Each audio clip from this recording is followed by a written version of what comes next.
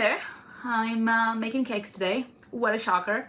A few weeks ago I made cherry pie and chocolate tart to our play kitchen that can be cut into 4 pieces, and I said right there and then on the video that I will attempt making it on a taller scale. I usually make cakes that are a bit taller and have a lot of decorations on them, but the only thing I tried is cutting just 1 piece out of it because I thought it's not going to be so stable if it will be divided to 4 pieces.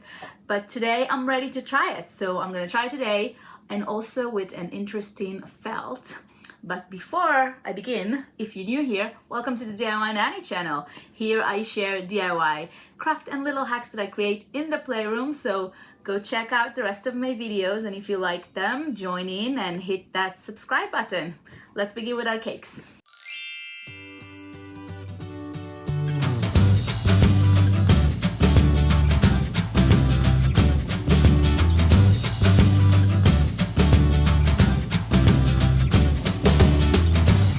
So if you've been watching my videos for a while now, you probably guessed that I spend a lot of time at the felt section at Michael's.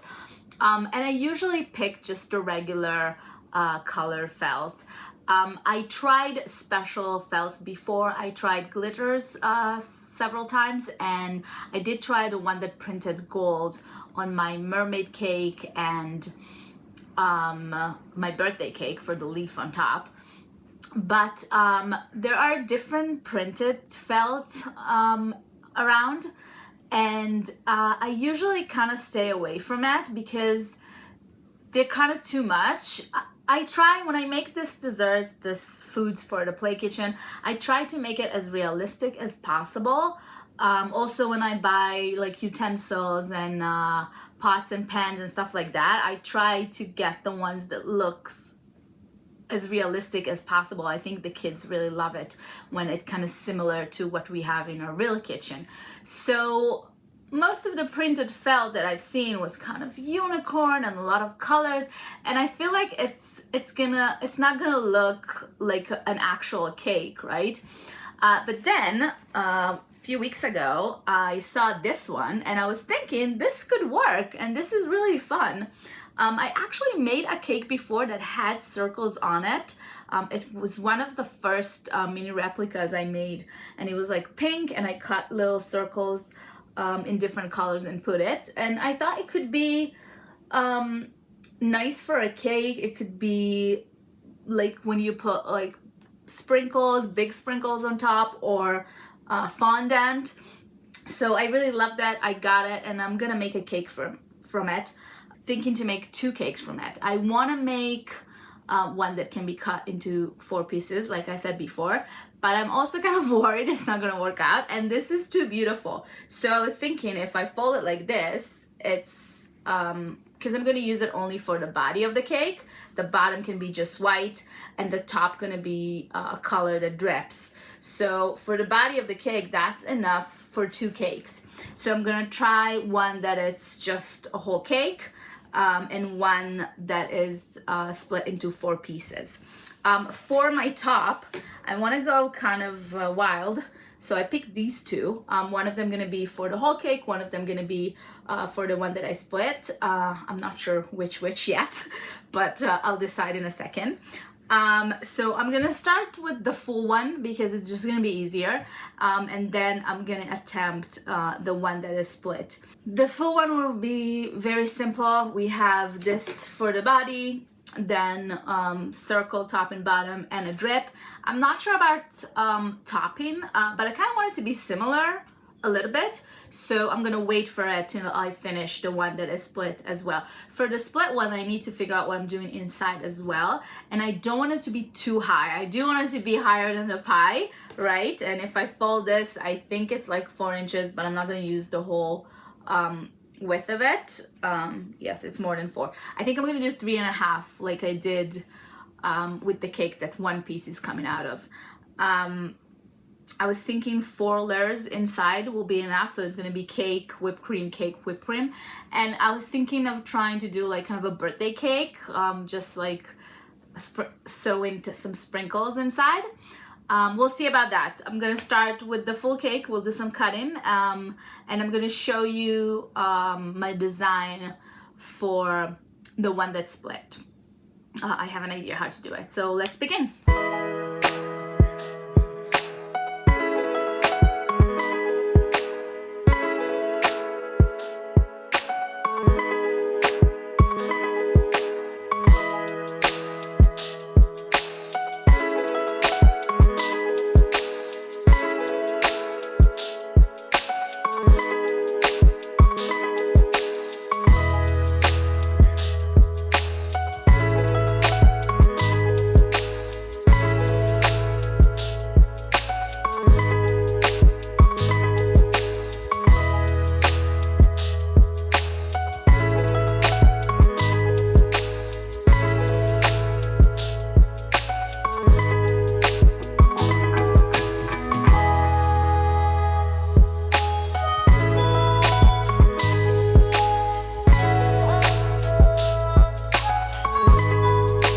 So I am done with the first cake. It was pretty simple. I'm gonna work on the topping at the end when I finish the second cake because I want it to kind of match a little bit. I have the pieces for my second cake. So what I did, because I wanted to be not exactly but almost the same size, I copied the same design and then I just sliced the circles 4 ways. I just created a shape with a square. I just made a thin line, duplicated, turned it, and connected together to make like this X, and then I slice it out of the circle and copy it to be the bottom as well. So this is bottom, this is top. This I cut by hand before, and I cut the drip together because my plan is to finish each piece at least the bottom of it and the inside, and then glue the drip all around and kind of cut with scissors so the drip match and looks like it's a whole piece together that was cut. So we're gonna work on the little pieces. We're gonna figure out the inside first. For the inside, my plan is to do vanilla cake with sprinkles and then vanilla whipped cream. I have only this piece, but I think it's enough because I don't need much for each piece. This is what I'm gonna need, and I'm gonna do 2 layers of the cake and 2 layers of the cream. So basically I'm gonna cut this in half and then cut 1 inch thick pieces out of it, and I'm gonna do the same with this, and then I'm gonna connect them together in the machine, and we'll take it from there.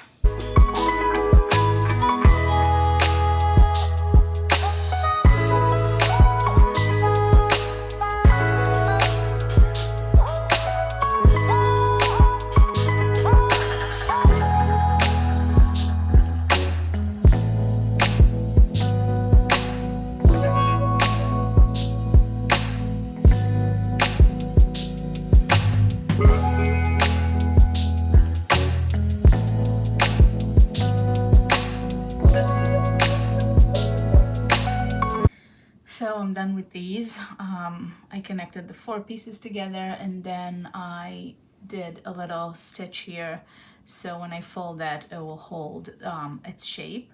So the plan is for it to be the inside of the cake, right? So like this. This is the layers of the cake. What I'm gonna do now, I'm gonna use some embroidery threads in different color for these 2 parts. This is like the whipped cream and this is the cake. So it's gonna be a birthday cake with sprinkles. So I'm gonna use it on these 2. And then when I'm done, I think it just will be easier to do it when it's open like this. But when I'm done, I'm gonna take the size of the cake that I cut and I'm gonna connect it right side to right side in the machine, and then when I flip it I'll have the outside of the cake and the inside of the cake.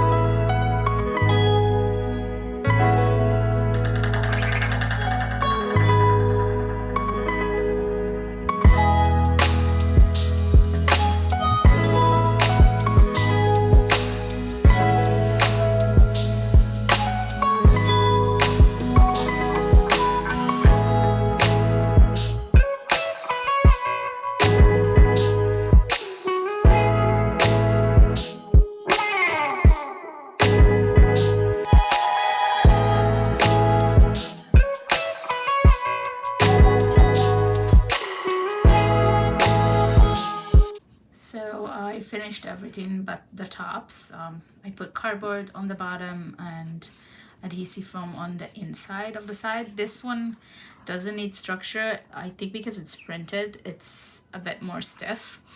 And before I do the tops, I have cardboard and the purple piece.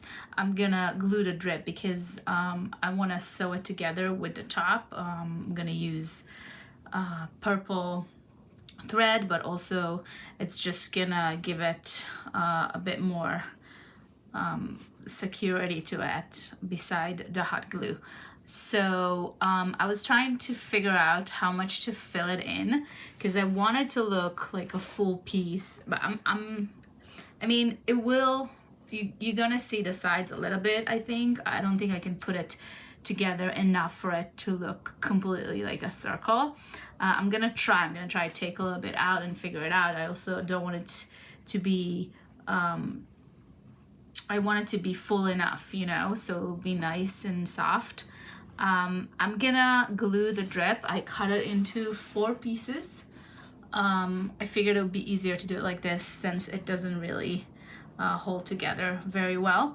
And I'm gonna go around and glue it, and then I'll figure out how much to fill it in so it would kind of hold together nicely and connect, all the pieces will connect together nicely as much as possible.